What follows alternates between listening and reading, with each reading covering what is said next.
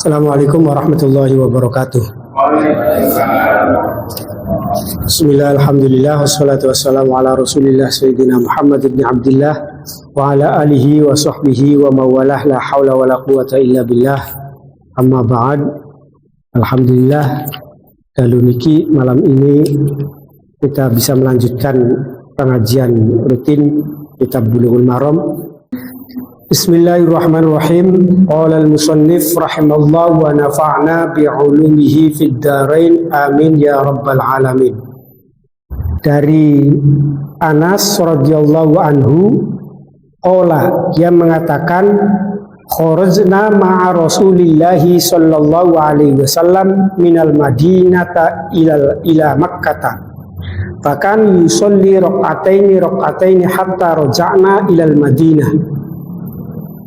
Hadis pertama masih dalam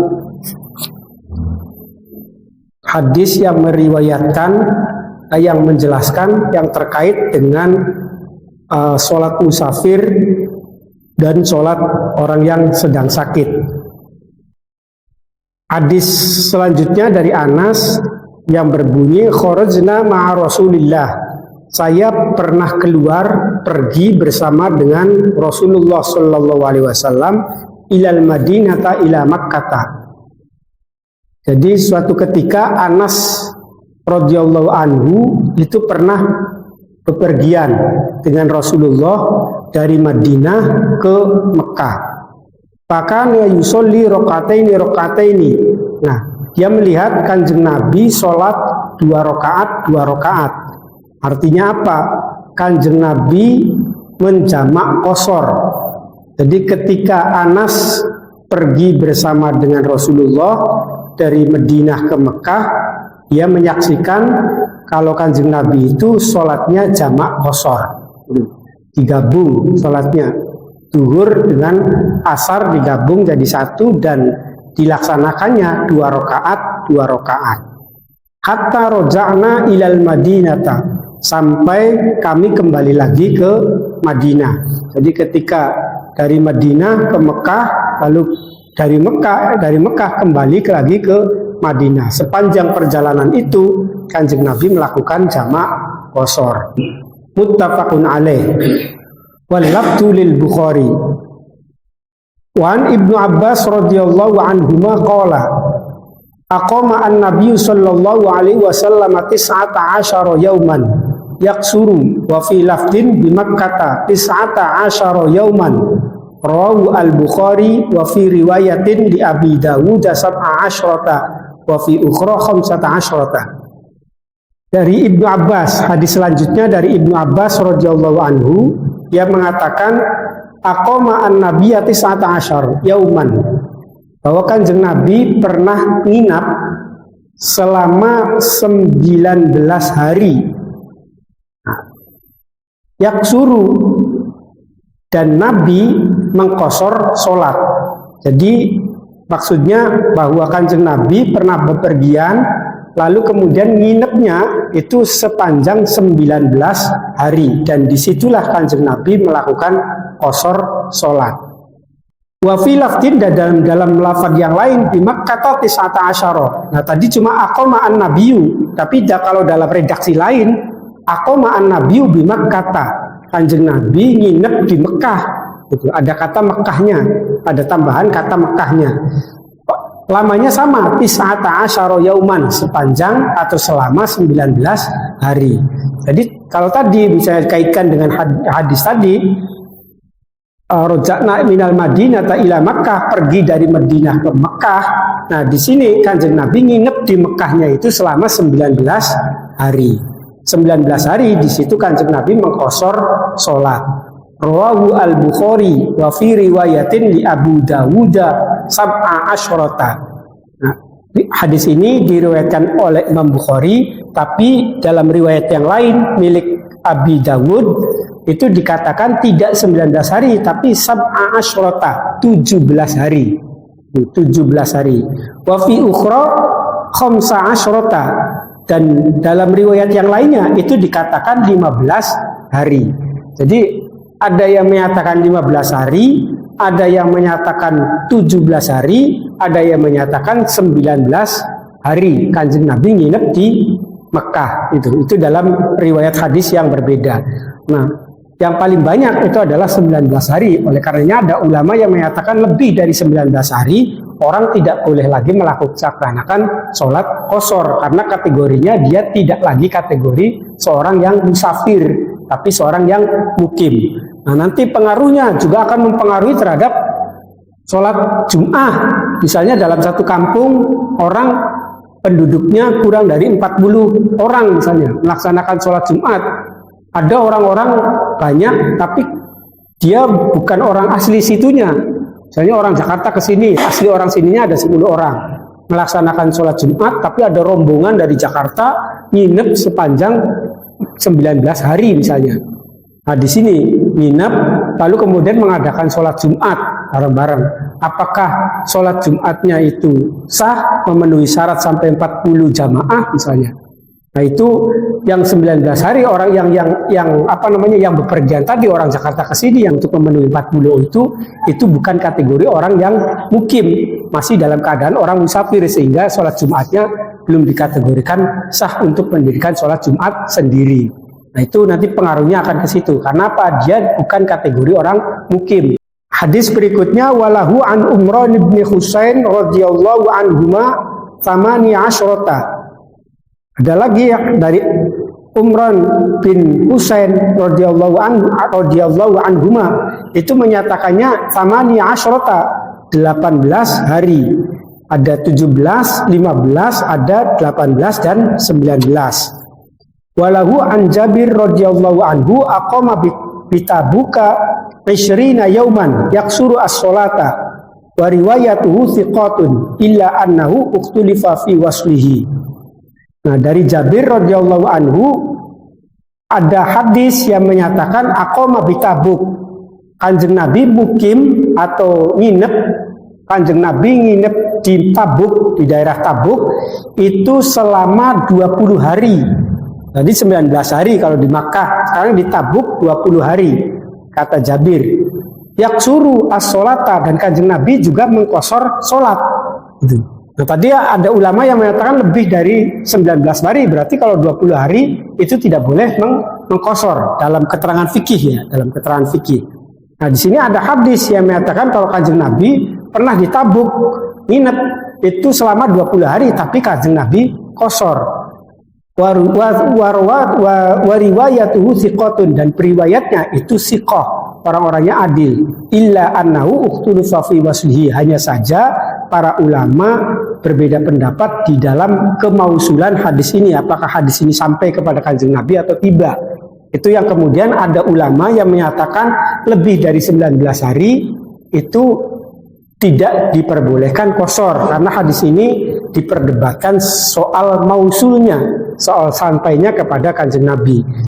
Hadis berikutnya dari Anas radhiyallahu anhu, dia mengatakan, sahabat Anas mengatakan, karena Rasulullah shallallahu alaihi wasallam idza tahala fi safarihi, bahwa Rasulullah shallallahu alaihi wasallam ketika berangkat dalam bepergiannya, qabla antazigha asyamsu, sebelum matahari tergelincir atau matahari bergeser sedikit, gampangnya belum masuk zuhur, belum tergelincir, akhara adz-dzuhra ila waqtil asri, maka Kanjeng Nabi mengakhirkan sholat zuhur sampai ke waktu asar. Artinya apa? Kanjeng Nabi berangkatnya sebelum masuknya waktu zuhur berangkatnya, maka Kanjeng Nabi mengakhirkan sholat zuhur tersebut atau menjamak sholat zuhur tersebut dengan sholat asar. Tsumma nazala fajama'a bainahuma, kemudian Kanjeng Nabi berhenti dan menjamak kedua sholat tersebut, yakni sholat zuhur dan sholat asar. Fa in zaghat asyamsu qabla ayyartahila shalla adz-dzuhra tsumma rakaba. Tapi ketika matahari sudah tergelincir sebelum Kanjeng Nabi berangkat sholat adz-dzuhra, maka Kanjeng Nabi sholat zuhur dulu, tsumma rakaba, kemudian baru berangkat. Dan dari awal ketika Kanjeng Nabi berangkatnya sebelum zuhur, maka dia jamak zuhurnya dengan asar. Kalau Kanjeng Nabi berangkatnya setelah masuk waktu zuhur, maka Kanjeng Nabi sholat zuhur dulu baru berangkat bepergian. Tsumma nazala fa in zaghat asyamsu qabla ayyar tahila shalla adzuhra tsumma rakaba. Muttafaqun alaih. Hadis ini diittifaqi atau disepakati oleh para ulama. Wa fi riwayatin lil Hakim, dan dalam riwayat yang lain bagi Imam Hakim fil arba'in bi isnadin sahihin dengan sanad yang sahih, shalla adzuhra wal asra tsumma rakaba.